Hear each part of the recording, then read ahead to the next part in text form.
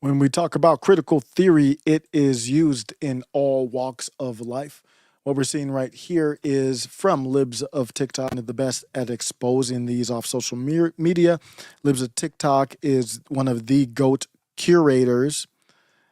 Says this teacher shows off a social justice day her school has. Students spend an entire day learning about banned books, climate change, LGBTQ rights, resistance, and protesting. Homeschool your kids. It's my favorite day of the school year. Every year, right around MLK Day, either the Friday before or the Friday after, my high school hosts an entire day of learning and service. So just to be clear, we give them MLK Day off, and then we have another day where instead of classes, we have like a whole day of learning. Let me show you.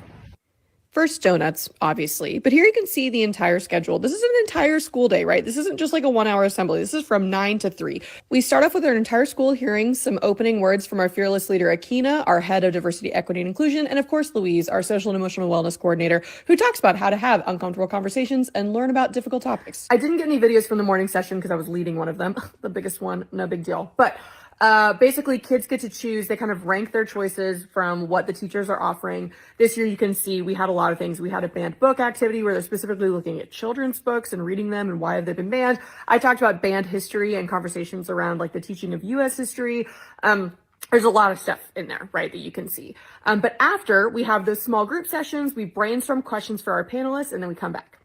Then we hear from a panel of amazing community leaders and activists and educators. Pause if you want to see the list of people that we got this year. It was incredible. And it's always amazing to me to see the students that want to stick around at the end and have one-on-one conversations. So wonderful. Then after lunch, obviously, we're giving them breaks, right? After lunch, we break out into our afternoon activities, and we normally try to make these, whereas the morning is focused on learning and educating ourselves, we want the afternoon to be about action. So that might be creating protest music, right? Some of our music kids like go in and they learn about different protest music. Sometimes they write their own. That might be learning about protest literature. That might be making activist posters, that might be going out into the community. So one of our groups just went and they visited like Black owned businesses. They went and had lunch at this amazing Ethiopian restaurant in Austin and then visited our Black owned bookstore. I took students on the Black Austin walking tour. It was incredible. Everyone say hi, history.